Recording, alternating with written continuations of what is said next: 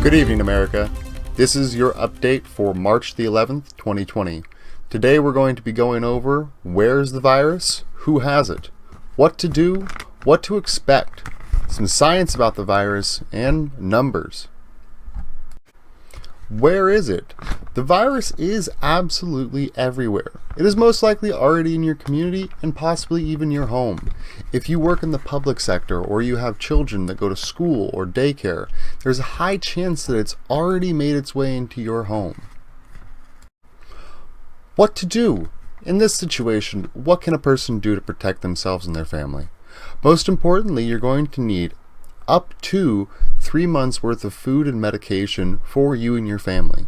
You don't want to go to work. You're going to need to pull out of that, as well as your children pulling out of daycare and school. Explain the situation to your person in charge, let them know how severe it is and that you need to make this decision for the safety of your family. What can we expect? What can be expected from this virus and the pandemic in your area as it continues to evolve? According to what we've seen from other areas, most likely grocery stores are going to empty. We've seen that in many of our communities already. People will start dying in the streets. It is a reality of the virus that it overcomes people spontaneously in the streets. There will be a state-mandated quarantine. This is a big part of the virus, and it is a good thing. It is going to cut down on the transmission, stop the virus, and our only option of fighting it at this point is isolation. Hospitals are going to get completely overwhelmed. They are not going to be able to take patients after an amount of time. When they have their maximum capacity and over that by many, many times, they're not going to be able to take new people in. Police, fire, and ambulance services are most likely going to get overwhelmed. They're going to have a reduction in staff, and they're going to have a great increase in the amount of work pre-quarantine. There's going to be food shortages in the long run. As supply chains break down and there are people in quarantine, we'll have less food that's coming down the chain. You need to be ready for this and ready for a great increase in prices of food if there is still some in your market.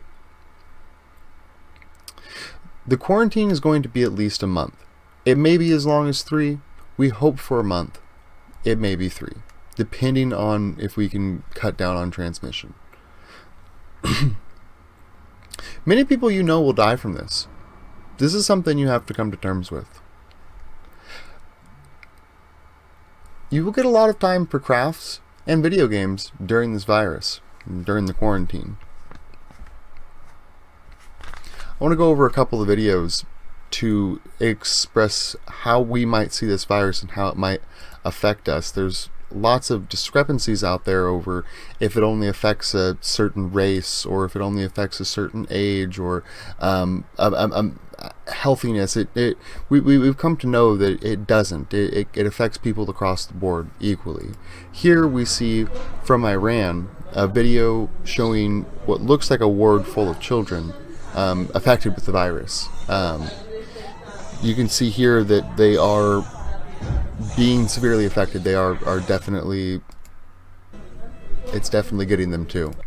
Here we see a video of a young man, couldn't be past 30, 35, definitely not an old man, not somebody past 40 or 45, in a hospital bed having a severely hard time. Next we have this is an audio clip that came from a couple of different doctors in Lombardy. I believe I said that correctly. Italy. It's very difficult to confirm the source on this, and I want to preface it with that. But they say you have no idea, that they don't say it on the TV, how many young people, and even 20-year-olds need CPAP and have horrible pneumonia with no pre-existing conditions, and how many 70-year-olds have pneumonia. A ton. Unimaginable. This video, I'm going to put it up and go over it soon, and I'll let you see the full bit of it. But it also supports that there are a substantial amount of young people that are being severely affected by the virus. For science for today, I want to go over two different articles. The first one comes from Wiley Online Library. It's the neuroinvasive potential of SARS-CoV-2 may be at least partially responsible for the respiratory failure of COVID-19 patients. It is by this guy and this guy and that guy. Here is the link to the full article. In the abstract, basically what it's talking about is how SARS and MERS had the ability to get into your brain and affect the central nervous system. And they're saying that this virus, the COVID-19, has similar symptoms to that. They haven't been able to do any tests on brains yet, but the in SARS, it affected the brains of test animals and patients severely. So we think it may be affecting people with COVID-19 the same way. The second article is hosted by ScienceDirect.com, and it is the spike glycoprotein of the new coronavirus 2019 nCoV contains a furin-like cleavage site absent in the nCoV of the same clade. This one, you can get a link to it right here. This is the link, and in it, it talks about how this virus is HIV-like in the way that it goes into a cell, the way it enters a cell. It doesn't enter a cell like most coronaviruses do typically. It likes to enter a cell the way an HIV would enter a cell. But yeah, I'll have the link to this one in the description below also, and I recommend reading both of these articles. Alright, let's go over some numbers. So, by the time you watch this video, these numbers are going to be higher, so I'm going to focus mainly on some data surrounding the numbers. It's going to be relevant as they continue to raise. So as of right now, we have, as you can see to my left, 1,037 cases confirmed, detected in the United States. We have 36 cases that have been closed, 8 cases that have gotten past the acute phase of the virus, 28 cases that have died. Now, when you take and do the rate on that, that's a 77% death rate once people get through the acute phase of the virus. So to date, we have done, the CDC has done 3,698 tests, and public health laboratories in the United States have done 4,856. They've included this really nice graph down here to show who's tested what. This is the public health in America.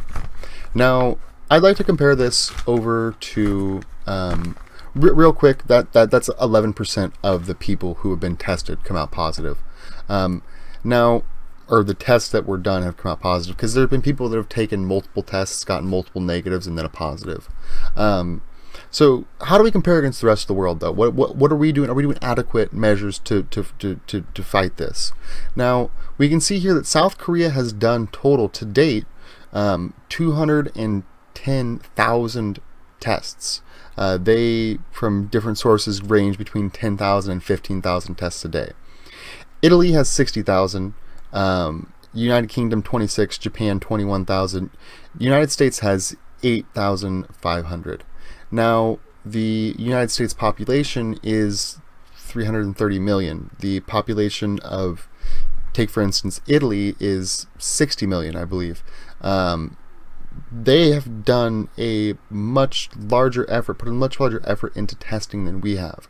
So because of that, because of the asymptomatic transmission, and because of the overlying innocuous symptoms of the virus, and I fear that we have, like some epidemiologist models I've seen have said, in between 80 and 100 times the number of people infected that we have confirmed or detected at this time.